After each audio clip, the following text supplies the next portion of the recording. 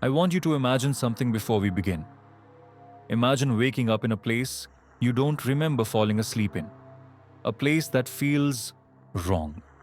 Not loud, not violent, just quietly, deeply wrong. Because this story is not about monsters you can see. It is about the one that listens. My name is Daniel Cross, and this is the last recording I will ever make. If you are hearing this, do not look for room 616. I never believed in haunted places. I believed in logic, psychology, and exhaustion. I believed every fear had a rational explanation. That belief died on the third night. I checked into the Blackwood Hotel on a rainy Thursday evening. The building stood alone at the edge of the city, like it had been forgotten on purpose. 7 floors, no lights in most windows, no sign. Just a rusted nameplate that said Blackwood, half of the letters missing. I should have left. But it was cheap and I was tired. The lobby smelled like dust and old water. No music, no television, no people. After ringing the bell 3 times, a man appeared from behind the desk. He was thin. Too thin. Like his body was stretched over his bones incorrectly. He didn't smile. "Room?" he asked. "Any room is fine," I said. He stared at me for a moment, longer than necessary. Then he slid a key across the desk. "Room 616, he said quietly. For a second, his fingers didn't let go of the key, and when they finally did, he added one sentence. "Do not answer the voice after midnight."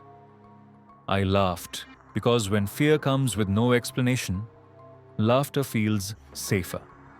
I took the key. I went upstairs. Room 616 was at the end of the hallway. The lights flickered the entire way there. Every step echoed like the building was hollow. When I unlocked the door, the room was normal. Too normal. Clean bed, small desk, 1 chair, a mirror on the wall facing the bed, and no clock. The first night was quiet, uncomfortably quiet, no traffic noise, no wind, no distant city sounds. It felt like the room was underwater. I fell asleep around 11:40 p.m. The voice woke me up. "Daniel." It wasn't loud, it wasn't threatening. It sounded like someone standing very close to the bed, someone who knew me. I opened my eyes. The room was dark, but I could see the outline of the mirror. The voice came again. "Daniel, can you hear me?" My heart was racing, but I remembered the receptionist's words. "Do not answer the voice after midnight," so I stayed silent. The voice sighed, a sound full of disappointment. "Good," it whispered. "You remembered." The next morning I checked the hallway. No cameras, no staff, no guests. I went downstairs to ask about the voice. The front desk was empty, but on the counter was a notebook, open. On the last page, written in shaky handwriting, were 3 words: "He hears you." I should have left that morning. Instead, I stayed another night, because part of me wanted to understand, and part of me wanted to prove I wasn't afraid. Night 2 was worse. At exactly 12:01 a.m., the voice returned. This time, it didn't call my name. It spoke in full sentences. "You breathe differently when you're scared," it said. I like that. I pulled the blanket over my head. My body was frozen. Then I heard footsteps, not in the hallway, inside the room, slow, barefoot, circling the bed. But the floor never creaked. I whispered without thinking. "Who are you?" The footsteps stopped. The room became painfully still. Then the voice was right next to my ear. "I was hoping you'd ask." The lights turned on by themselves. The room was empty, except the mirror. In the reflection, I wasn't alone. Something stood behind me. Tall, black, faceless. But when I turned around, nothing was there.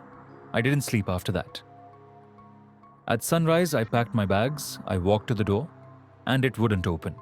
The handle turned, the lock clicked, but the door didn't move. Then the voice spoke one last time that morning. "You're not done yet." That was when I realized something terrifying. Room 616 was not keeping me inside, it was keeping something else out. The third night, there was no warning, no whisper, no footsteps, just the sound of breathing. Not mine, coming from the mirror. The glass began to fog. A hand pressed against it from the inside. Letters slowly appeared, written from behind the mirror. "Let me finish!" I screamed. The mirror cracked, and the voice laughed for the first time. Not loudly, softly, lovingly. I don't know how long passed after that. Time doesn't work properly here, but I know this. Room 616 feeds on attention, on answers, on fear spoken out loud. Every guest who talks to the voice stays. Not physically, but in pieces. I finally understood why the hotel was empty, why the city forgot it, why the receptionist never smiled. This recording is my mistake, because if you are hearing my voice, then the room knows you now. And tonight, it will practice saying your name. Slowly, carefully, perfectly. If you ever see the Blackwood Hotel, walk away. If you ever hear a voice after midnight, do not answer. And if you ever find yourself in room 616, do not look in the mirror. Because once it learns your voice, it never forgets. It's listening right now. End.